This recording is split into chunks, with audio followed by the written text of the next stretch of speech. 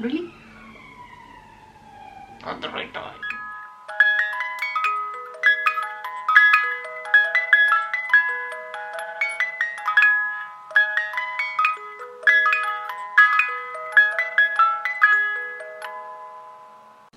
Hello, people of the internet. I am back with my next project, which is going to be a tartan effect crochet scarf. It's a mouthful. I'd say I'm going to start this, but the truth is I've already done a big chunk of it, so I'm just going to show you what I have so far. So you have to do a sort of base scarf with a mesh pattern, like this one.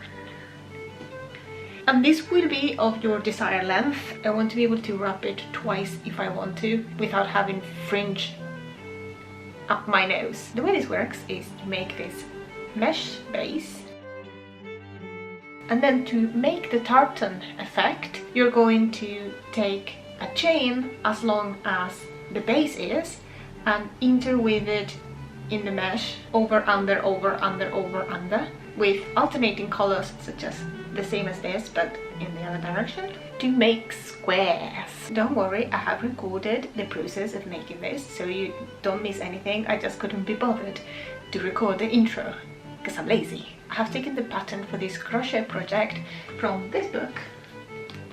I will put the link down below. That's how the scarf is supposed to look at the end. Of course, I have a different color combination, which is a lot prettier. I've altered the pattern a little bit to make the scarf longer, and I'm also going to make a couple of bonus projects in this video, which are going to be a couple of headbands. One is going to be on the same pattern as this scarf, and then the other thing I'm going to make, let me get my stuff, is one to match this scarf. I made this scarf a few months ago and I want to make a headband to match it in color.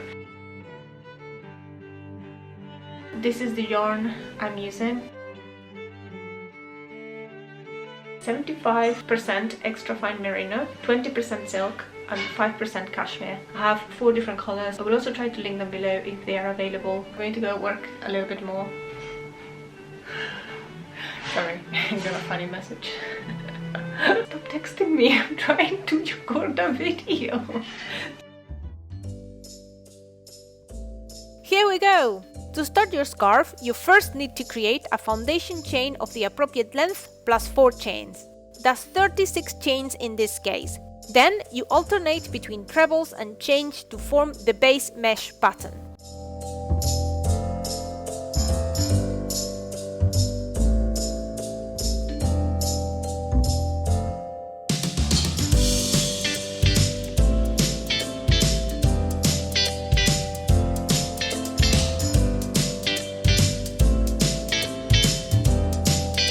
You should also alternate colors to create horizontal stripes. The vertical stripes that form the check motif will come later. This continues until you reach your desired length, minus the fringe, of course.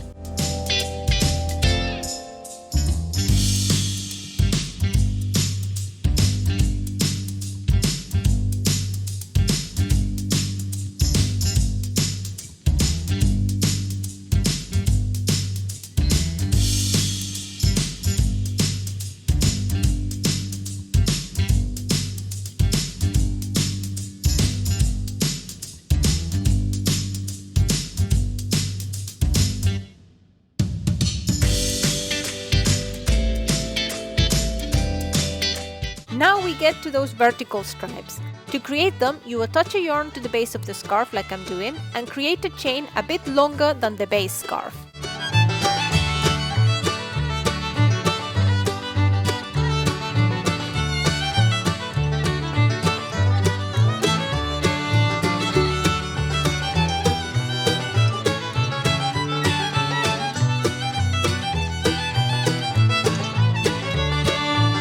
Those chains are then interwoven in the mesh base, going over and under until reaching the other end. It's important to start each consecutive chain in a different way. That is, the first chain starts going over and then under, whereas the second chain should start going under and then over. The leftover chain is undone until it matches the length of the scarf and then joined to the end of the mesh base with a couple of stitches. All the loose ends resulting from the chains and the changing of the yarns are finished by interweaving them back and forth a couple of times through the finished scarf. Here I deviated from the book's pattern further. The book tells you to create 12 groups of yarns for the fringe, but since there are 16 spaces, I thought it made a lot more sense to create 16.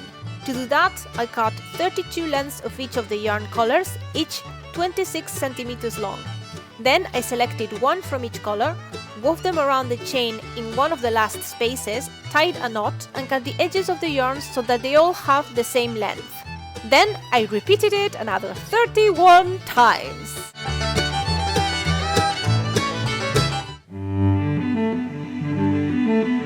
You will come to recognize this outfit and this crazy snow hair. I went for a walk in the snow earlier today and this is why it looks like this. You're going to come to recognize it because I have already recorded content for 2 other future videos today, so...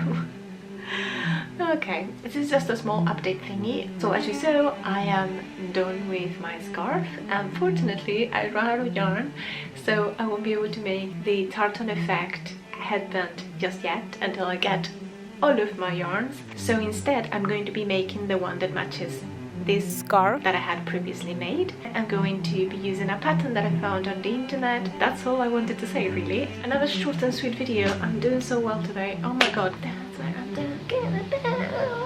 Okay, craziness for later. Craziness for later. Change of plans.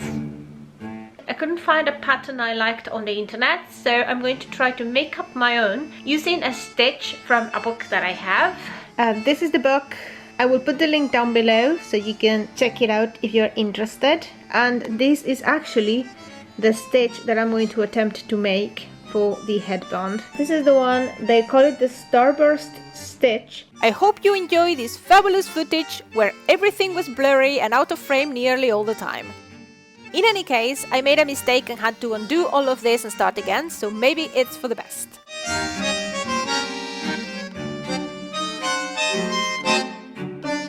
Here are the last few stitches of the correctly made headband. It ended up being quite straightforward. I basically just repeated the full pattern from the book twice, which is 10 rows in total, making it into a circle as I went instead of sewing it all at the end. And the scalloped edge was a fantastic happy accident. I'm really pleased with that. The time has come to explain what I'm going to do with the head thingy that matches the scarf thingy. I have it here. And yes, it says head thingy. My plan is as follows. Please, you can ignore the muff and my first attempts that went wrong. The way I figured this out is I placed the finished scarf over my head and I marked with my finger where would be a good place to finish the headband. So I counted how many rows there were, which ended up being 60 for my big ass head. Once I had the total number of rows, I came up with a color distribution that matches that and which doesn't alter the original pattern too much. And then for the chains, which is the other direction, what I'm going to be doing is deleting some so that the headband doesn't end up being as wide as the scarf. I need a foundation chain of 26 chains. I'm going to stop talking because then I have to edit this. And I will hate myself later when I have to edit 10 minutes of footage just because I couldn't shut up. I'm not going to show you the process of this headband because it's exactly the same as the scarf, but this is how I joined the 2 edges. It's a simple lather stitch which ends up being almost invisible at the end.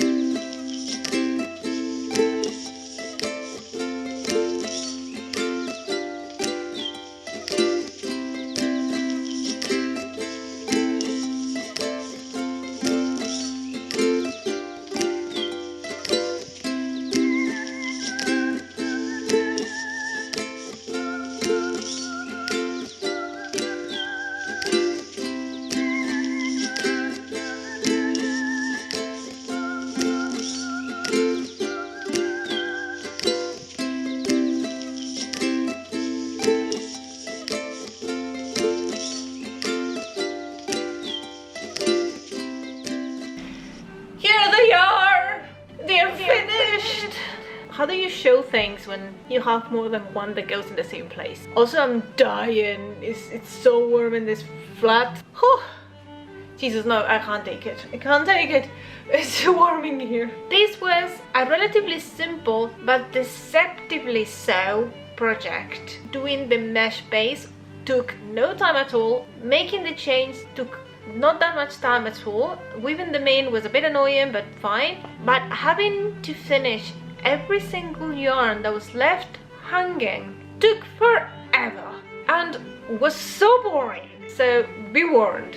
The scarf is really warm, the headbands are really warm, they're comfortable to wear, they're really pretty. I really like the result. I think it looks amazing and I quite enjoyed making them, so it's a win-win. Such a nice day. It wasn't supposed to be a nice day today. Weather, get your together. Let me know what you think in the comments below, and if you would like to see some high quality images.